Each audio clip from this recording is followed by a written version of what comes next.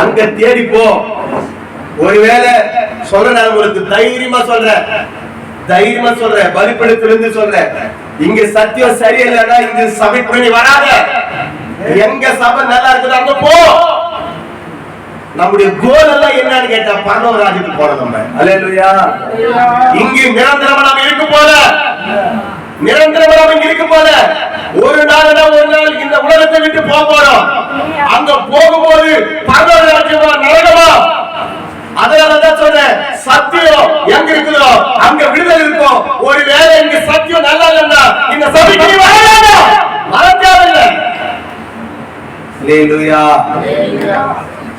சத்தியத்தை அறிவீர்கள், சத்தியம் தான் உங்களை விடுதலை. இந்த பாஸ்டர் அல்ல, இந்த ஊழியக்காரர் அல்ல, நான் உங்களை விடுதலாக்க முடியாது.